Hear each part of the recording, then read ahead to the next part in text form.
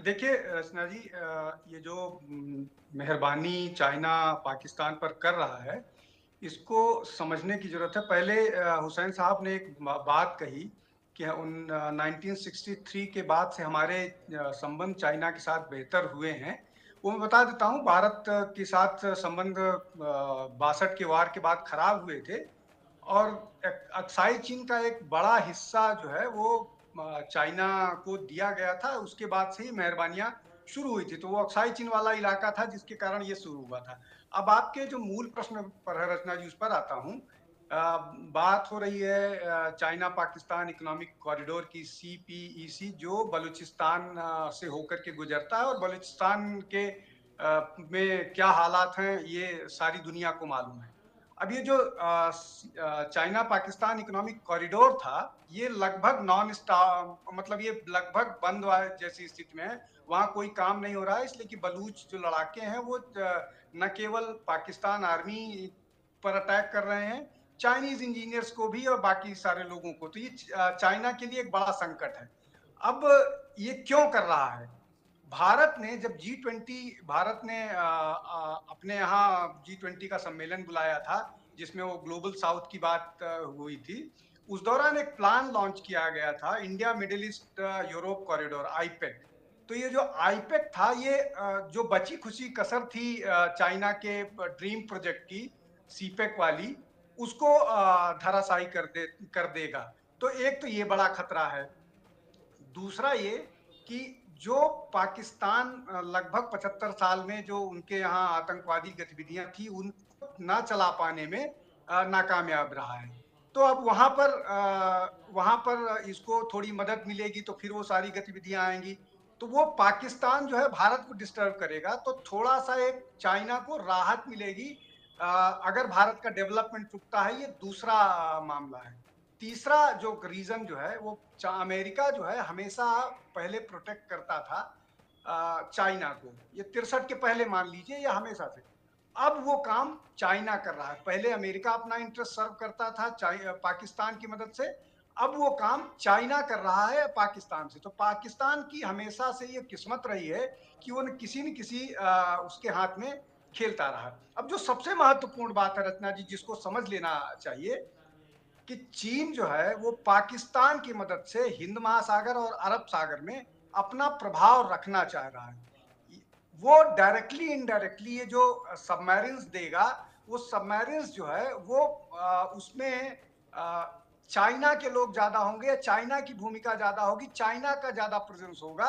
जिससे वो भारत को, जो भारत चूंकि भारत ने अभी अपना इंडिजिनस सबमरीन डेवलप किया है बिना किसी उसके, और वो बड़ा प्रोजेक्ट है, उस पर काम हो रहा है।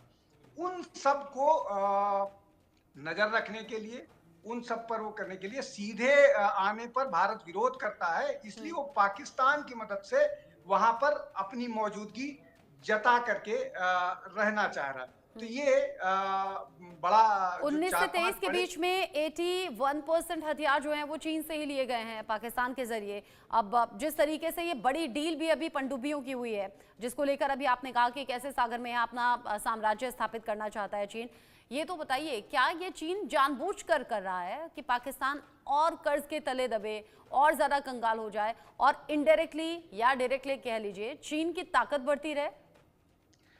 ऑब्वियसली वही बात है जो मैं बात कर रहा था। जब ये अपनी अपनी मौजूदगी यहाँ बताएगा। देखिए, सबको मालूम है कि चाइना एक नियो इंपीरियल कंट्री है। वो इस तरह से अपने प्रभाव बढ़ाता है। पाकिस्तान की हालत बहुत खराब है फिनेंशियली, उनके पास जो चाह रहा है वो करना पड़ रहा है। आप हमन टोटा की बात कीजिए। श्रीलंका ने भी ऐसा ही किया था। श्रीलंका के हमन पोर्ट के साथ क्या चाइना चाइना ने किया था, ये सबको मालूम, उस पर डिटेल में जाने की जरूरत नहीं है। पूरे अफ्रीका को, लगभग अफ्रीका के बहुत सारे देशों को चाइना ने अपनी कॉलोनी बना रखा है। तो ये जो चाइना का अपना इंपीरियलिज्म है ना, वो करेगा। अब पाकिस्तान की मजबूरी ये है कि पाकिस्तान को भारत के खिलाफ काम करने के लिए कोई भी शर्त मंजूर है, गुलामी भी मंजूर है। तो ये जो उनकी सरकारें हैं, ये इस तरह का अफीम जनता को पिलाती है कि अरे हम इस बहाने भारत को दुरुस्त करके रखेंगे। और उनकी जनता मान भी जाती है। और यही है, आप सोचिए पूरा का पूरा इकोनॉमी पाकिस्तान की ध्वस्त हो गई है। उनके पास मतलब लड़ने तक के लिए वो नहीं है। पाकिस्तान आर्मी का ये हाल है कि वो बलूचों से इस तरह से पिटते हैं, मतलब उनकी हालत ऐसी है कि भारत का एनसीसी का जो कैडेट होता है, अगर वो पाकिस्तान आर्मी के सामने खड़ा हो जाए तो पाकिस्तान आर्मी भाग खड़ी होगी, इसलिए कि वो ट्रेन नहीं है, उनके पास इक्विपमेंट नहीं है, उनके पास साधन नहीं है, ट्रेनिंग की फैसिलिटीज नहीं है। वो इसलिए नहीं है कि उनके पास पहले जो बेसिक जरूरतें होती हैं, खाना चाहिए और पेट्रोल चाहिए, बाकी सुविधाएं नहीं है, इसलिए कि इकोनॉमी कोलैप्स हो चुकी है। पैसे भी बाहर से मांग मांग करके वहां की अर्थव्यवस्था चल रही है। अपना कोई जो जिसको बोलते हैं कि इकोनॉमी अंदर से मजबूत होनी चाहिए, वो नहीं है।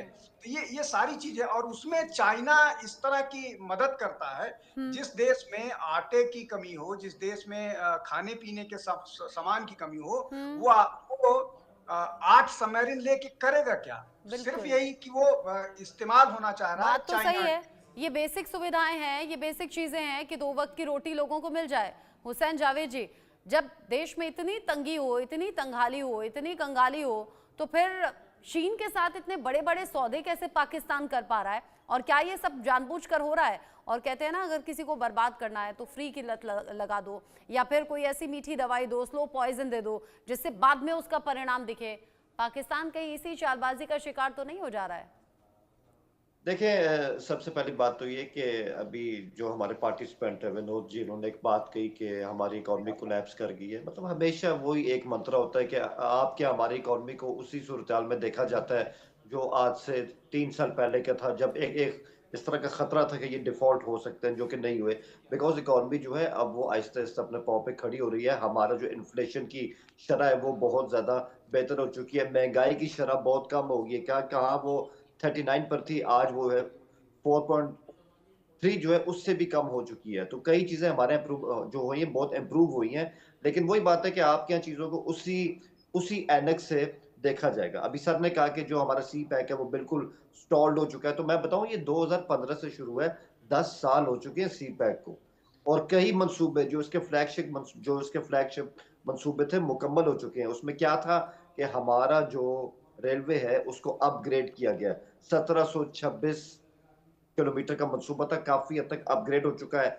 हमें JF-17 थंडर जैसे जेट्स मिले, जिन्होंने हमारी जो एयरफोर्स है उसको बहुत ज्यादा ताकत दी। और अब JF-31 पे हमारी बात हो रही है, जो कि स्टेल्थ की अहमियत रखता है। और जो आपने बताया, जो आपने हमारी आप दोजों के हवाले से बताया, वो बिल्कुल सही है।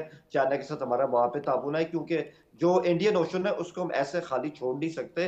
ये चाइना और इस्लामाबाद के इंटरेस्ट में नहीं है कि उसको बिल्कुल खाली जो छोड़ दिया चीजें जाए, क्योंकि अपडेट हुई वो वहां तो से आपने बहुत बता अहम दी। आमदोरफ्त होती है। आपने कहा एक चीज मैं जहां मैम अपग्रेडेशन एक हुआ वो तो बता दिया, लेकिन जहां एक बड़ा तबका 2 वक्त की रोटी नहीं ले पा रहा है, जुटा नहीं पा रहा है, वहां अपग्रेडेशन की जरूरत नहीं है क्या?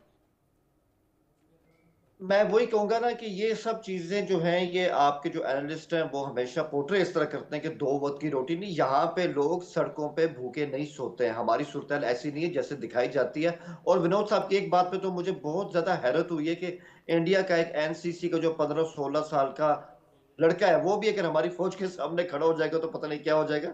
सर, थोड़ा सा अपग्रेड हो जाइए। ऐसा नहीं है, अगर ऐसा होता तो आपको हमारी सरहद के साथ इतनी फौजें रखनी ना पड़ती। ये आपकी मजबूरी है।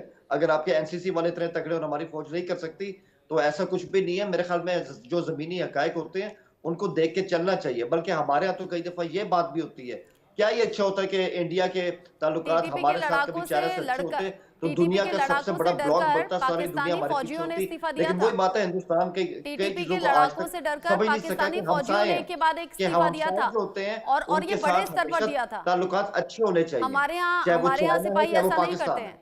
हुसैन जावेद जी, टीटीपी से डरकर पाकिस्तानी फौज में बड़े स्तर पर इस्तीफे हुए थे, ये आपको पता होगा। यहाँ ऐसा नहीं होता। फौज मतलब देश से प्रेम, देश सेवा की भावना।